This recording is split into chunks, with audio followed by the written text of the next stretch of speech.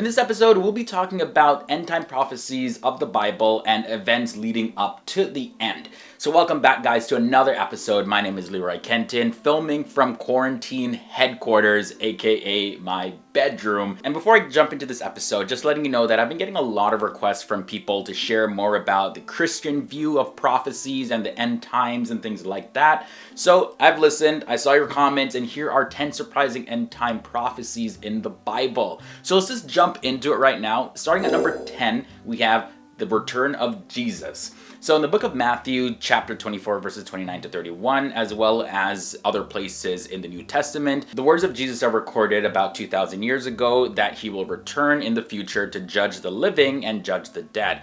Now, of course, this is a core Christian belief that is reflected in the Apostles' Creed, which is a summary of the Christian beliefs. Now, it says, immediately after the distress of those days, the sun will be darkened and the moon will not give its light, and the stars will fall from the sky, and the heavenly bodies will be shaken. And at the time, the sign of the Son of Man will appear in the sky, and all the nations of the earth will mourn. They will see the Son of Man coming on the clouds of the sky with power and great glory, and he will send his angels with a loud trumpet call, and they will gather his elect from the four winds, from one end of the heavens to the other. We'll be talking a little bit more about that near the end of this episode, by the way, but the next prophecy at number 9 is the gospel being preached. So in the book of Matthew 24 verses 14, it says, and this gospel of the kingdom will be preached in the whole world as a testimony to all nations, and then the end will come. By the way, if you don't know, the gospel means the good news. And in this context, it's the good news about Jesus and what he offers in terms of salvation and eternal life. Now, of course, with increasing worldwide availability of TV and the internet, Christians believe that now there's a greater potential for the gospel to be preached to everyone, everywhere on the planet. So pretty much we're living in this prophecy happening right now. There's also a prophecy of false messiahs, and Jesus prophesied in the book of Matthew also that there would be false messiahs that come before his return.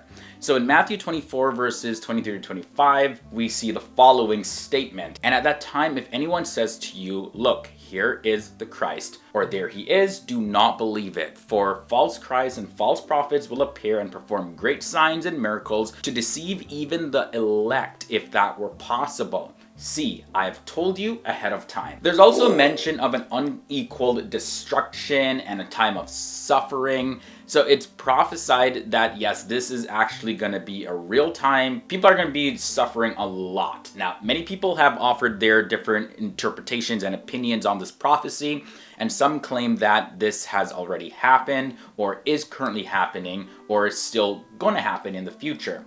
Now, some opinions involve claims of widespread destruction and nuclear war, etc. And now Christians do believe, though, that no matter what happens in this world, no matter how bad things get, God is ultimately still in control.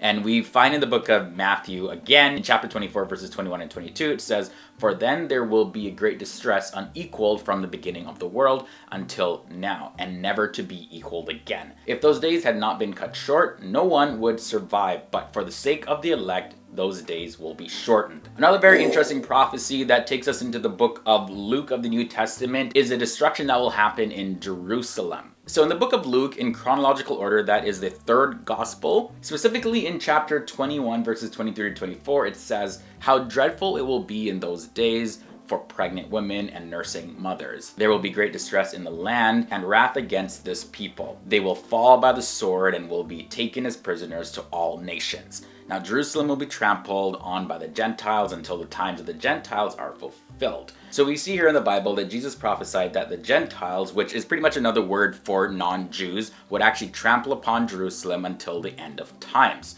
And actually about 40 years after Jesus prophesied that, the Romans actually came in, they destroyed Jerusalem and the temple and forced the Jews into exile. And the temple to this day in Jerusalem still has not been rebuilt. Alright guys, so we reached halfway in this episode. If you're enjoying it so far, be sure to leave a like on this video. And if this is your first time here at FTD Facts, hit that subscribe button, ring that bell, stay a while. We post videos daily. So be sure to come back here every single day to learn something new about our world, the people in it, religions, culture, all here on FTD Facts. All right, guys, so we got 5 more prophecies to take a look at. And by the way, if you do hear any background noises, it's just that I'm filming from home. I don't live alone. So from time to time, I'll do my best to try to edit out all the background noise and everything. But from time to time, some of them might slip through the cracks. So just giving you the heads up on that. Well, at number 5, there's a prophecy of the love of people growing colder. Now, in the book of Matthew 24:12, it records this: "And because sinfulness shall abound, the love of many shall grow cold." Now, it's not just talking about the followers of the faith, but also people everywhere. No need to elaborate on this one. Just look at your local news and you'll see what people are doing in the world. There's also a prophecy coming at number 4 about wars, famines, and earthquakes. And this is what the Bible actually has to say about this. "And you shall hear of wars and rumors of wars. See that you be not troubled, for all these things must come to pass, but the end is not yet.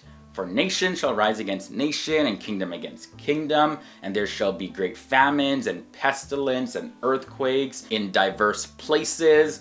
All these are the beginning of sorrow." And you can find that in the book of Matthew chapter 24 verses 6 to 8. And as a matter of fact, a lot of prophecies are in the book of Matthew and the whole New Testament in general. But either way, it can be pretty unsettling thinking about the amount of earthquakes, floods, droughts, fires, famines, plagues that have happened quite frequently, actually. Now, I did touch on this one earlier, but prophecy number 3 is about false teachers.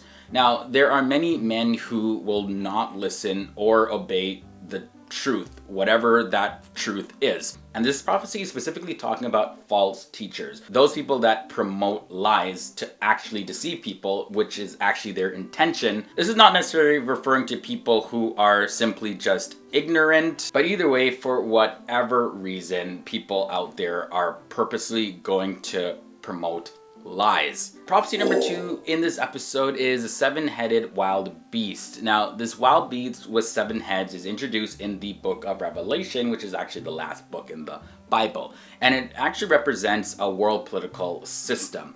Even though nations may agree on a few things, they unite in their determination to actually maintain their authority rather than submitting to another kingdom or nation. Based on popular interpretation, this nation will also join forces to battle against God's army, but this war will result in the nations being completely destroyed. And you can find this in the book of Revelation chapter 16 verses 14 and 16, as well as chapter 19 verses 19 and 20. And the final prophecy that I want to mention in this episode from the Bible is the rapture. Now, it's safe to say that most Christians believe in the rapture. However, a smaller amount believe in a secret rapture. How the prophecy of the secret rapture is explained is that it's the first stage that occurs when Jesus Christ comes in the air in secret for his saints to remove them from the earth up to heaven. Now, this is called the rapture, and that word rapture comes from the Latin word rapturo, which means to catch away.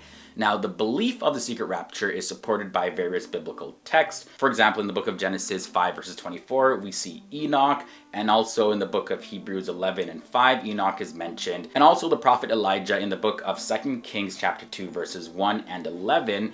These guys were both raptured up to heaven. Now, most Christians, however, believe that the rapture will not be a secret, and as a matter of fact, they believe that everybody will know when this thing is happening. Those who died holy will come out of their graves, and those who are alive and holy will be caught up in the clouds with Jesus and his angels and taken to heaven, leaving all those people who are unholy dead on the earth for a certain period of time. And as a matter of fact, that's where I'm going to end this episode. Definitely there's a lot more to these prophecies and a whole lot more prophecies in general mentioned in the Bible. We definitely barely got started, but if you guys do want to see more and you want to see a part 2, let me know down below in the comments section. Thank you guys so much for learning with me here in this episode. I'll have a recommended episode at the end screen, so I'm going to get out of here and you can check that out. And I look forward to reading your comments, and I can't wait to see you next time in another episode. This episode of FTD Facts is brought to you by Buzzbreak.